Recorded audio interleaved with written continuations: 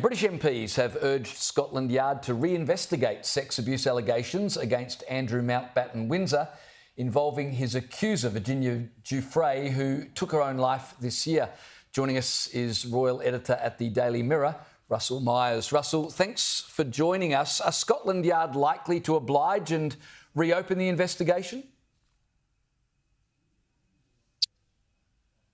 Well, I think there's a lot of pressure on Scotland Yard, certainly, because they've looked at this case at least a couple of times. They've decided that there was no case to answer for the former Prince Andrew. And now we have members of Parliament in the UK getting involved. Not only are they looking at royal finances, they're also heaping pressure on Scotland Yard to start looking into the relationship that Andrew had with Jeffrey Epstein, and whether that was his Epstein trafficking young women around the world, were crimes committed in London and elsewhere in the UK, or we're looking at this case of Andrew passing Virginia Giuffre's social security number and her date of birth and any other personal information onto his private bodyguard that was paid for by the taxpayer. So a lot of questions to be answered.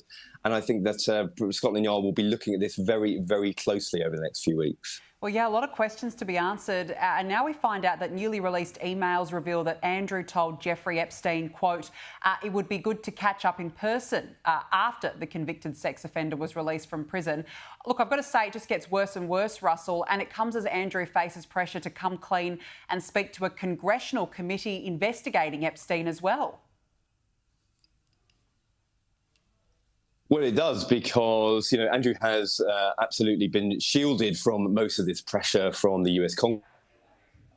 How many investigations have we heard of in the United States, whether it's from the FBI or different jurisdictions throughout the country, looking at Epstein's crimes? I think there is not only the pressure from the authorities, there's a certain sense of political pressure now. We've got the Democrats talking about it. We've got MPs in Britain talking about it as well. And you think the pressure came from obviously the royal family and the king taking this decision to strip away his titles, all his honours.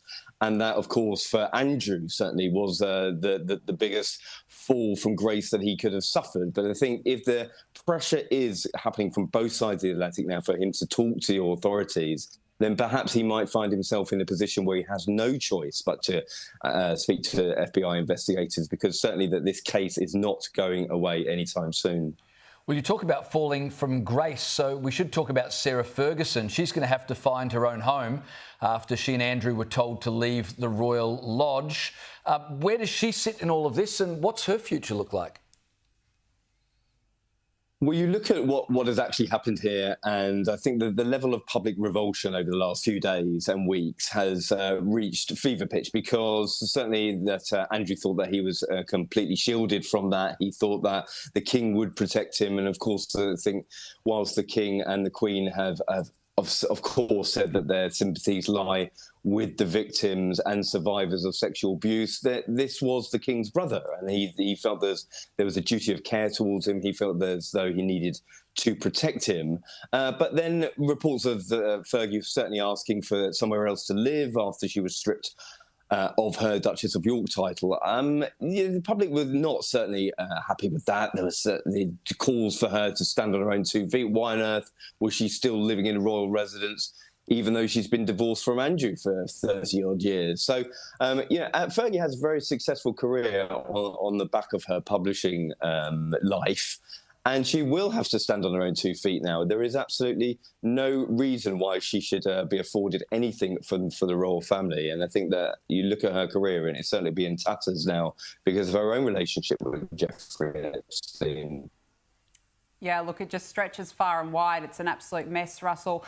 And look, I still quite can't believe this, but Andrew is still in line for succession. I mean, surely that has to be looked at now. Well, it keeps on coming, doesn't it? First of all, we had Andrew stepping away from his Duke of York title. The announcement that he was going to relinquish all these titles didn't go far enough at all. That led to the King being heckled in public. And that really was the line that had been crossed, I think. Certainly people at the palace were very shaken at that. They thought that if this was to continue, where was the limit? You know, we have Remembrance Sunday coming up. Could there be a situation where the King was going to be heckled at Sandringham alongside other members of the royal family? It wasn't enough that the action that he'd been taking, saying that Andrew couldn't come to spend Christmas with the rest of the royal family. It wasn't enough that stripping him of his Duke of York title. People wanted action. And I think that when you look at where Andrew sits in the line of succession, of course, yes, it's very, very unlikely that he would ever be in a position to take the throne. But I don't think people have had enough say in this. And the King had certainly listened to them when he was being heckled in public. So perhaps this is the next step that the King will have to look at. He's certainly taken steps when the public have called for it, and perhaps this will be another one. Yeah, it's going to be fascinating to watch as things unfold over the coming weeks and months. Russell Myers, really appreciate you joining us. Thanks so much.